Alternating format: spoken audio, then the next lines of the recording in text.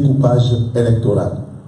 Semble-t-il que ceux qui présidaient sur ce choix présent étaient les mêmes personnes pour qui vous aviez sermenté il y a quelques jours. Alors, je voulais tout simplement vous rappeler que vous faites dans votre discours allusion au vide créé par l'Assemblée nationale. C'est vrai, l'Assemblée nationale a été dénie, a été révoquée, le gouvernement a été révoqué, mais qu'à cela ne tienne, l'exécutif reste le même. Alors aujourd'hui, vous dites dans votre affiche votre engagement. Est-ce que votre engagement, c'est de trahir le peuple gabonais qui vous a toujours soutenu? C'est ma première question. Et puis, deuxièmement, Monsieur Moukani Iwango, que peut-il changer devant une machine à marche? Quand bien même vous avez intégré le gouvernement, quelle serait votre marge de manœuvre pour le changement de ce que vous avez toujours critiqué? Et c'est une question 4 volets.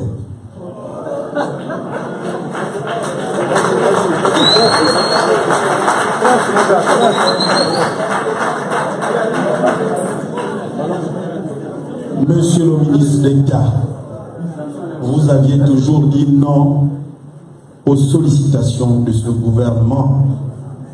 Est-ce qu'aujourd'hui, le fait d'avoir dit oui, c'est la fonction de ministre d'État qui vous arrange?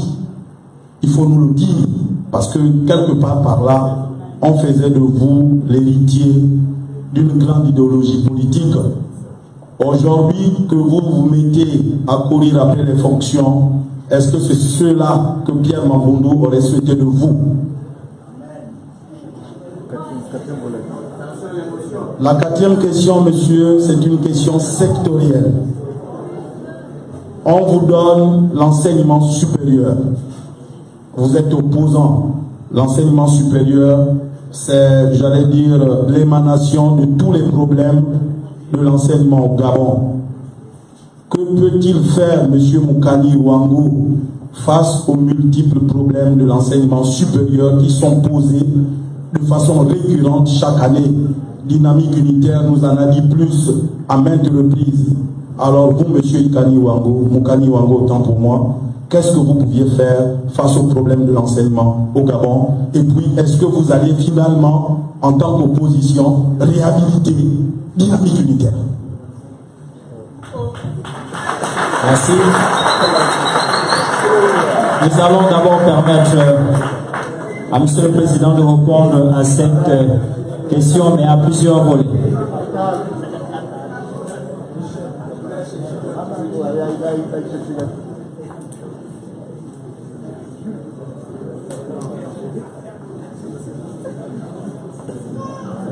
Je voudrais remercier M. Michel Mbila,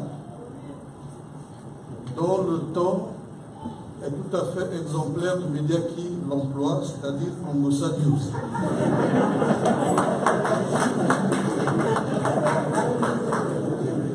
Mais vous savez, on a besoin de tous les tons pour pouvoir examiner et balayer le spectre de la préoccupation qui a été créée par le fait de mon entrée au gouvernement. Oui, je reconnais ce visage et ce ton qui se sont exprimés déjà à l'occasion de la dernière sortie à laquelle il fait allusion, notamment le découpage électoral. J'ai indiqué tout à l'heure qu'il y a le temps des débats et le temps des décisions. Sur les débats prégnants dans l'espace politique, notre discours reste le même et reste entier. En même temps que les préoccupations restent entières, il y a des urgences devant lesquelles on est placé, vis-à-vis desquelles il faut prendre position. J'ai tenu, en venant ici et maintenant, débattre la question relative à l'entrée au gouvernement. Toutes les autres choses restant égales par ailleurs, pour reprendre une formule bien connue chez les économistes ou les juristes. En m'invitant sur la question la participation au gouvernement, je n'élude pas ou je n'affirme pas que par ailleurs, il n'y a pas de préoccupations sur lesquelles il faut absolument s'investir. Loin s'en faut.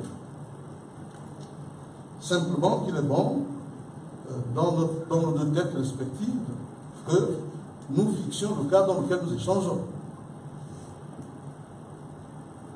S'agissant du découpage électoral, oui, bien sûr, mon parti a une position claire pour dire que le droit à des élections honnêtes ne nous paraît pas ressorti des dispositions du décret 003/PFR du 26 janvier 2016.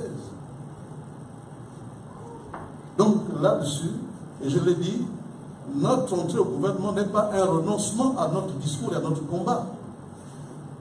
À ce titre-là, mon parti a tenu un bureau exécutif extraordinaire hier, à l'occasion duquel nous avons passé en revue ces différentes questions-là, et tout naturellement, nous avons fait la synthèse en notre sein. Les voix autorisées au sein du parti s'exprimeront et rendront compte à l'opinion ce qu'il faut entendre sur l'unité du parti par rapport au combat national.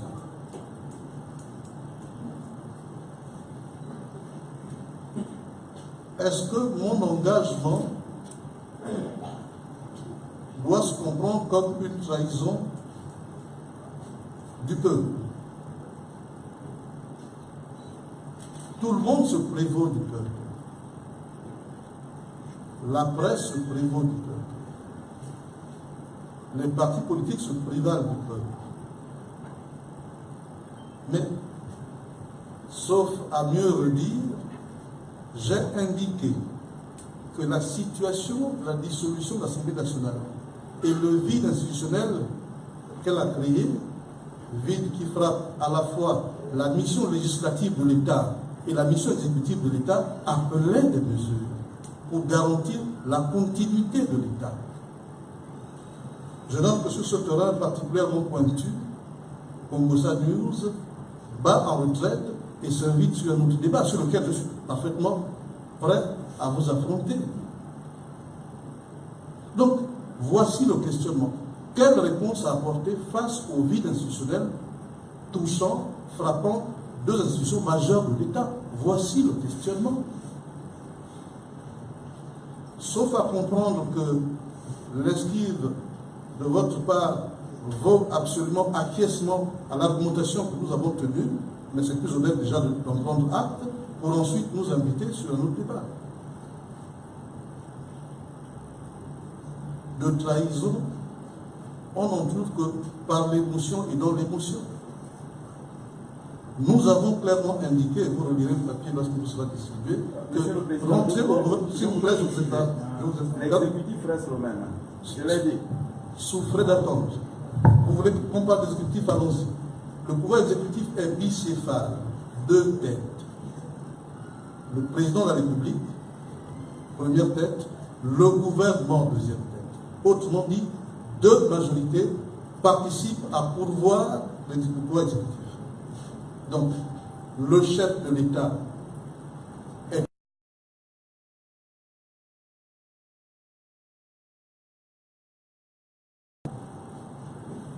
donc, dire que l'exécutif est le même, c'est avoir une lecture que je ne partage pas, mais qui ne peut pas du tout se démontrer. Dès que l'Assemblée nationale est dissoute et que le gouvernement part, où est-ce que vous trouvez l'exécutif qui est le même?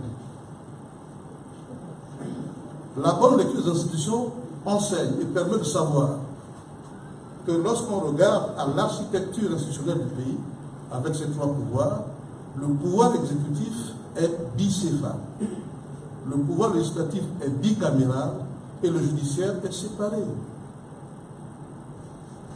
Puisque sous l'ancienne Cour suprême, une réforme est arrivée et a séparé les ordres de juridiction.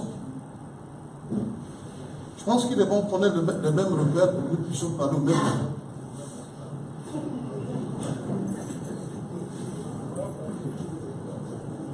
Ensuite, voici une question vraie avec des conclusions moins vraies. Le départ pour l'enseignement supérieur. je ne suis pas venu une fois de plus pour en parler, mais ça n'est pas par manque d'arguments. Parce que là, vous touchez à une partie de notre offre politique. Nous disons pour notre part que l'ambition d'un pays se décline à la qualité de son école et particulièrement à la configuration de son université. Je ne viens pas avec mes moyens trouver des solutions.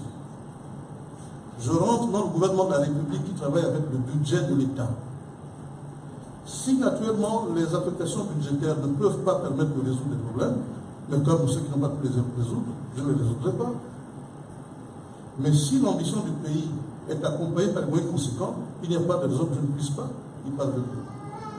Parce qu'en la matière, nous avons de la qualité, nous avons de l'expertise. Nous avons une élite qui est prête simplement à s'exprimer.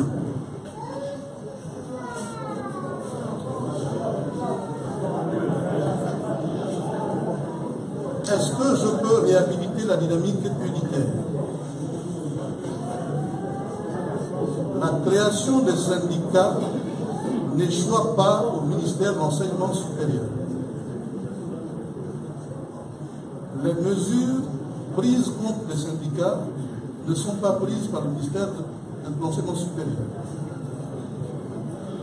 Parallélisme d'effort, la réhabilitation des syndicats ne peut pas être l'œuvre et la mission du ministère de l'Enseignement supérieur. Au total, je pense qu'il est bon que nous sortions de l'émotion et du ressentiment. Moukani Iwangu n'a pas renoncé à ses convictions. Elles restent les mêmes, pleines et entières.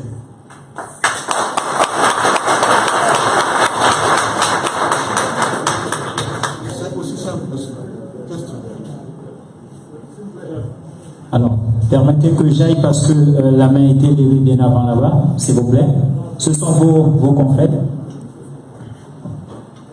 Monsieur le Président, je suis Tegui Obiankogé de la rédaction de Renaissance Télévision. J'ai deux questions. Il y a quelques mois, vous avez coordonné une plainte de l'opposition gabonaise contre Ali Bongo Ondimba, président de la République, chef de l'État, à la CPI. Vous êtes le ministre d'Ali Bongo aujourd'hui. Est-ce que vous allez retirer cette plainte? La deuxième chose, lorsque vous avez été consulté pour entrer au gouvernement, est-ce que c'est une décision unilatérale ou bien vous avez consulté votre base parce qu'il semblerait que certains de vos vice-présidents vous boudent aujourd'hui, ou bien c'est un choix financier, Monsieur le Président? Je vous remercie.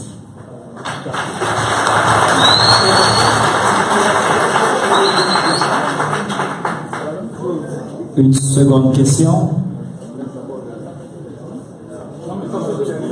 Alors, nous viendrons progressivement, s'il vous plaît. Permettez. Oui, merci. Monsieur le Président, je suis M. Djibril Loignan, la rédaction des RTL. Encore félicitations pour votre entrée au gouvernement. Surtout que vous avez déjà refusé une fois, et les Ivoiriens diraient que vous serez un Nyaka pour ne pas être un Gaou. Monsieur le Président, j'ai deux préoccupations et une grosse lecture que vous m'aiderez à comprendre. Après l'arrivée de Mathieu Mbumba, Djengi, Olivier Kumba Mbumba, Bruno Ben Mbamba, Jean de Dieu Moukani, Wongo et David Mbadenga maintenant, il resterait certainement qu'un seul larron, le président de l'ARENA, pour que toutes les grosses têtes de Feu Mamoudou soient effectivement trempées dans le bain. Est-ce qu'il y avait un accord tacite entre l'UPG Mamoudou de l'époque et Ali Bongo Ondimba, que ce dernier est en train effectivement de respecter, sinon de tenir à respecter, lorsqu'on voit l'insistance avec laquelle vous avez été sollicité pour le gouvernement Ali Bongo Ondimba, sinon ils se sont donnés. La deuxième préoccupation, c'est que on a constaté qu'il y a au gouvernement, et le dernier gouvernement d'Ali Bongo Ondimba, des types d'opposants qui rentrent pendant qu'ils ont longtemps lutté. Et que ceux qui sont restés radicaux, puisque vous n'en êtes plus un s'il faut faire la lecture, sont ceux-là qui sont sortis du pouvoir pour aller à l'extérieur. Finalement, pour être un opposant, on a comme envie de comprendre que pour bien tenir, il faut d'abord venir se servir, et puis peut-être après avoir les armes et bien lutter. Si on fait une lecture parallèle, M. Menga aussi semble effectivement être boussi, au même titre que M. Nebezo l'avait été, et peut-être d'autres que je ne peux pas citer. Essayez un peu de nous éclairer. C'est quoi la démarche d'opposant, vous qui avez été longtemps ou qui êtes encore longtemps opposant? C'est de refuser, de critiquer seulement, ou alors de participer, parce qu'en réalité, les initiés ne sont pas étonnés que vous soyez au gouvernement et avec beaucoup de vos autres amis. Ma question est la suivante.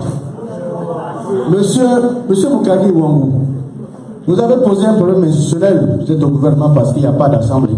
Est-ce que si l'assemblée qui revient n'est pas votre majorité, vous accepterez de sortir du gouvernement? Merci, nous allons permettre au président. Nous allons permettre au président Jean de Dieu Moukadi Ouangou, le Bantou, celui qui s'assume pleinement, en vérité et en toute responsabilité, de répondre à vos questions. Merci. Je crois que la qualité du débat vaut par la qualité des débatteurs, et à ce titre-là, on ne peut pas dire que mes contradicteurs sont venus me faire des cadeaux, mais cela nous permet effectivement d'éclairer. Absolument. Belle initiative. Monsieur Obiang Kogé note que j'aurais déposé une plainte pour le compte de l'opposition à la CPI et du fait de mon positionnement actuel, il veut savoir, et je suis sûr qu'il n'a fait que relayer une préoccupation partagée, si cette plainte va être retirée de manière conséquente. Précision, je n'ai pas été à la CPI déposer une plainte pour le compte de l'opposition. J'ai été à la CPI déposer une plainte pour le compte de mon parti politique. Je préfère m'en tenir à ce que je sais mieux et je ne voudrais pas aborder ce qui a été fait dans le cadre de l'opposition ou par ailleurs. Je crois simplement savoir que M. Jean-Luc aussi a, semble-t-il, déposé une plainte et donc saisi la CPI. Le débat actuel, monsieur, porte sur mon entrée au gouvernement en raison du contexte. Il ne porte pas sur la plainte. Pourquoi voulez-vous anticiper et ouvrir des débats qui ne sont pas ouverts par les acteurs concernés? Lorsqu'on saisit la CPI, c'est à elle de donner les suites de droit. Donc, de ce point de vue, le débat ne se pose pas, ne s'est pas posé. Je suis au gouvernement en raison d'un contexte précis et pour des raisons tout à fait claires, et je m'en tiens à cela, à ce jour-là.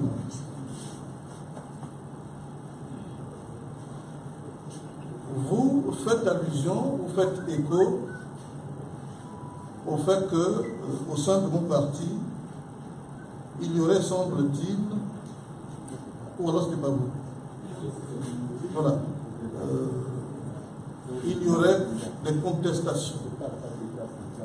Et donc, vous demandez si j'ai associé la base, ou du moins les militants, dans le cadre de cette décision.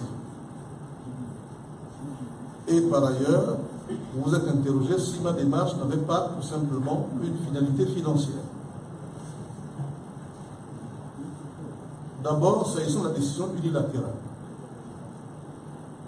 En vertu des dispositions statutaires, et je pense que tous les statuts des organisations sont écrits à peu près dans les mêmes termes, le président du parti le représente dans tous les actes de la vie civile.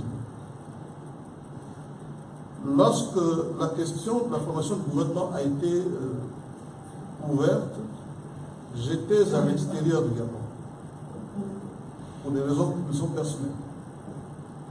J'ai été consulté de l'extérieur.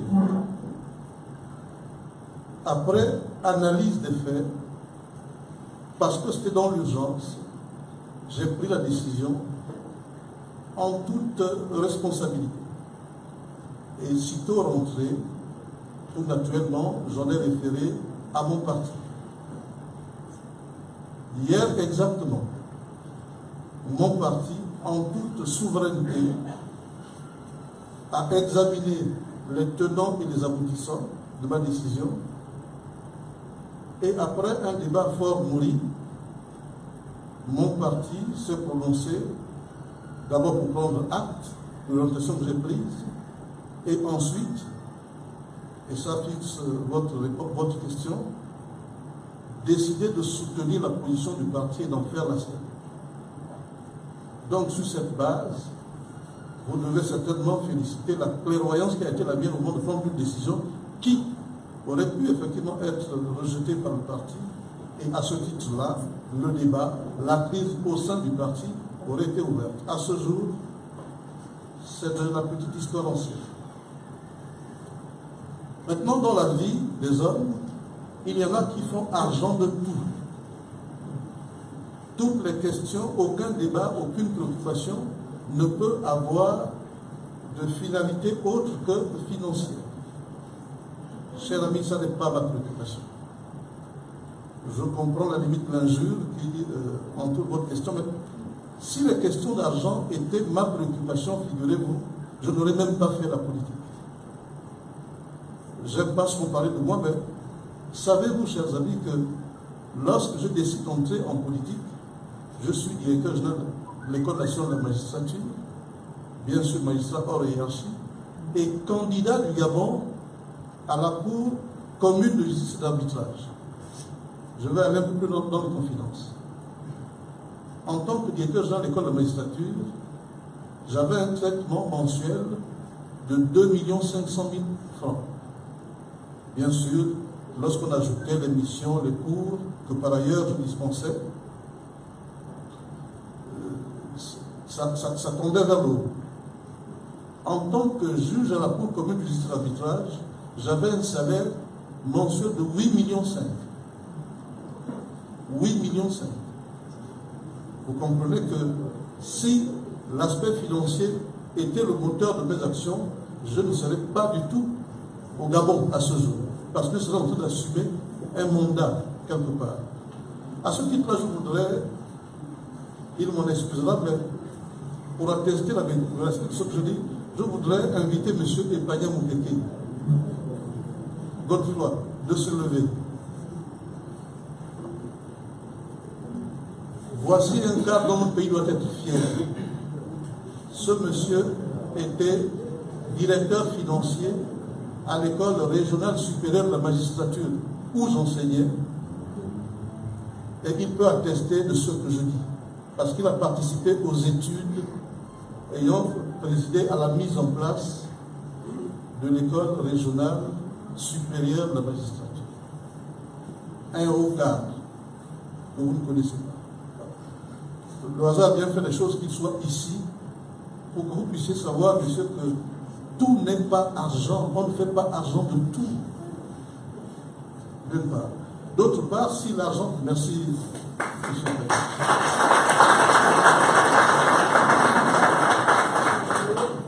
D'autre part, si l'argent était le seul moteur, j'aurais négocié autre chose que le ministère de l'enseignement supérieur. Je serais peut-être aux finances, mais je ne suis pas financier. Autrement dit, même si on a envie, mais on ne va pas dans les endroits où on sait qu'on n'a pas la dextérité nécessaire ni la qualification utile pour mener à bien cette mission. Donc, il est bien qu'au Gabon, on sache qu'il y a encore des gens qui fonctionnent sur les principes, et je note que le débat de principe est totalement occulté par, du moins, tous ceux qui sont prononcés.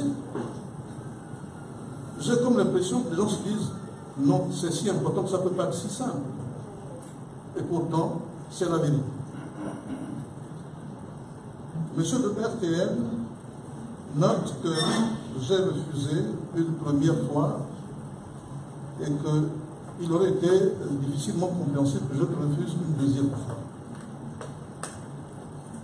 Et à ce titre, il note par ailleurs que tous les cadres de Pierre Mambundou sont tous passés à la mangeoire, mais ça c'est moi qui l'interprète comme tel, et qu'il ne resterait plus que Moulomba, Jean-Richard. Le refus à à ce que vous pensez être le premier appel au gouvernement, est motivé par des raisons et un contexte qui se comprend. Je vais y revenir. Mes chers messieurs, sachez que ça n'était pas le premier refus. Le premier refus avait été motivé et adopté sous Omar Bongo le père. Autrement dit, ça fait un temps que je suis dans la mire du pouvoir. Je ne pense pas que ce soit pour mes beaux yeux, même si je sais qu'ils sont très beaux. Je pense certainement que ça doit être une raison qui tient à la qualification de l'homme. Et je voulais souhaiter que vous souligniez d'abord cela que autour de Pierre Mamundou, il y avait de la qualité, de l'expertise. Et c'est ça qui fait courir le gouvernement.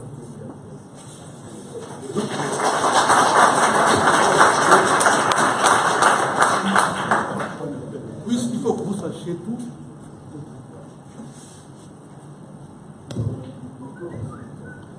puisqu'il faut que vous sachiez tout, vous devez savoir, cher monsieur, qu'en son temps, alors que je suis président du chambre à la cour d'appel judiciaire de Port-Gentil, j'avais été appelé au gouvernement.